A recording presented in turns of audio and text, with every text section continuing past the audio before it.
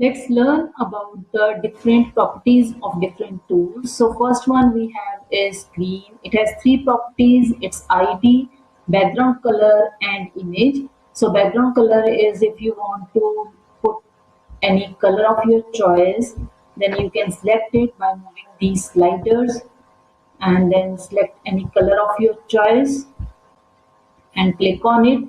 It will be white. And same ways you can choose any image that you want as a background of your screen.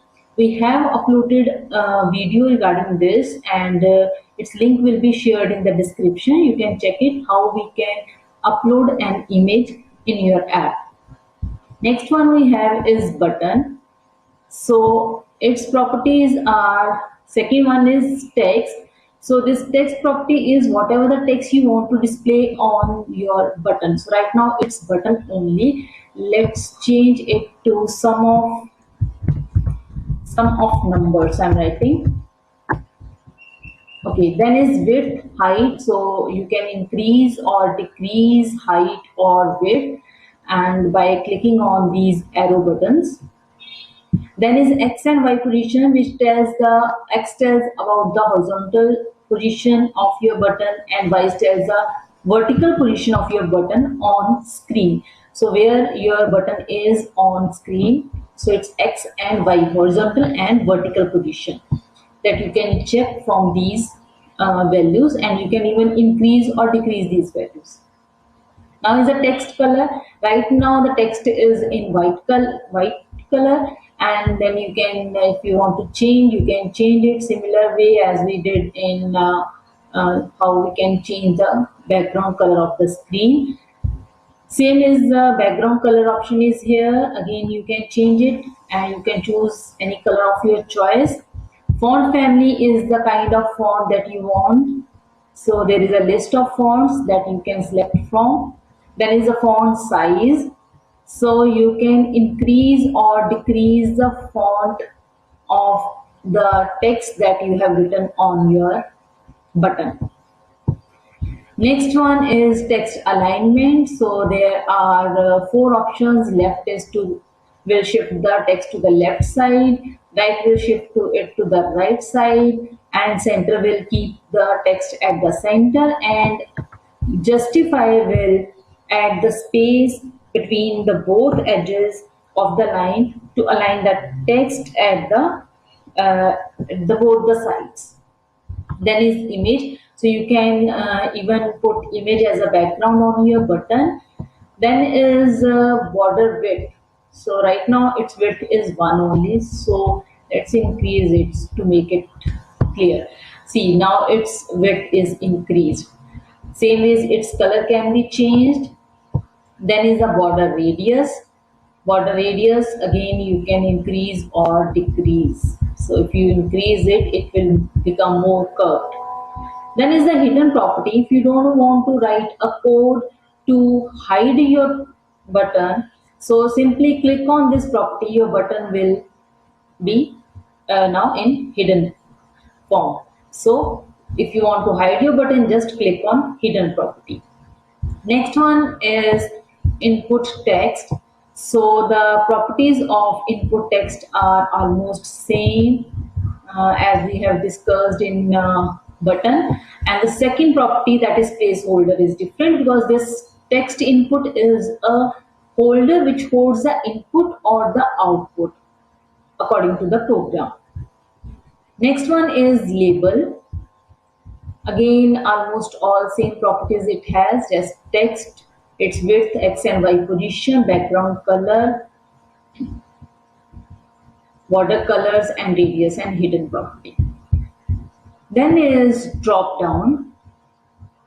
So drop down has few different properties like its options. Second property is options. So you can define the different options here that you would like to give in your drop down box.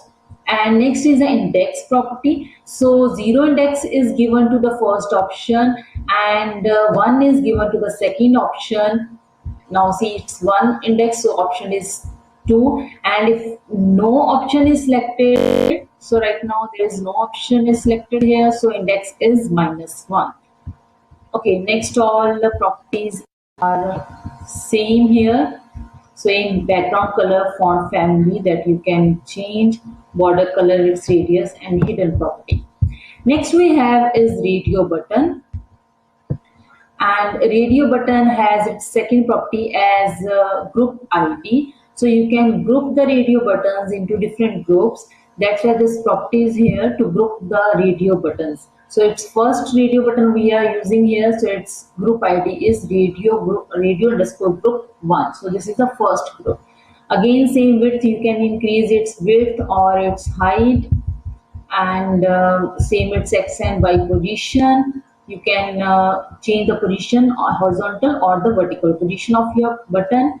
Hidden property is to hide it, and then is checked property. If you want to make it checked by default, then just click on this and see it get selected by default. Next one we have is checkbox. So even checkbox has almost all similar properties.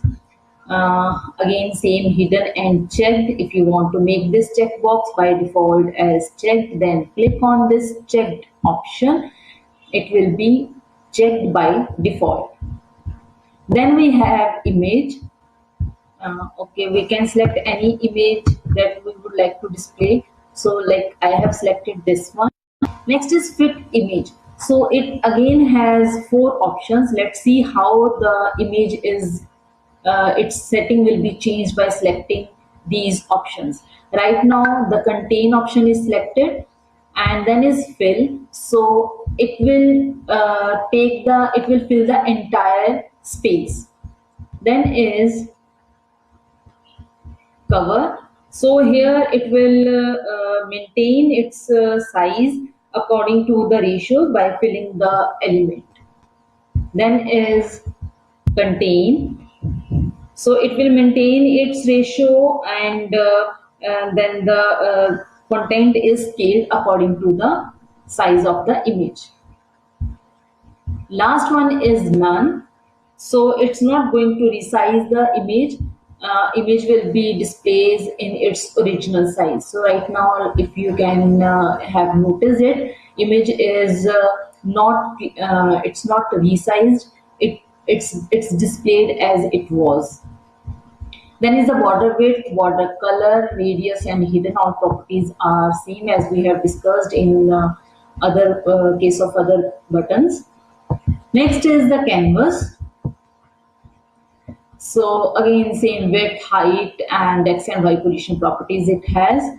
Screen we have already discussed. Then is the text area.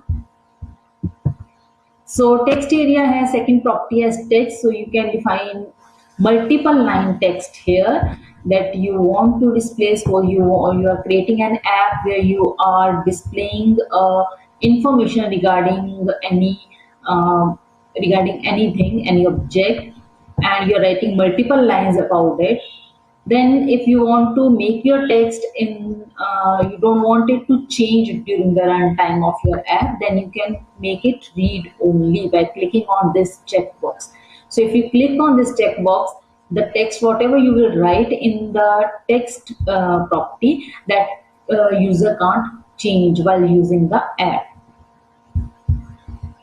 Then is the chart tool, and again same width and x and y position and hidden property it has that we have discussed. Now is the slider. So slider has few different properties like its value, minimum value, maximum value, and step size.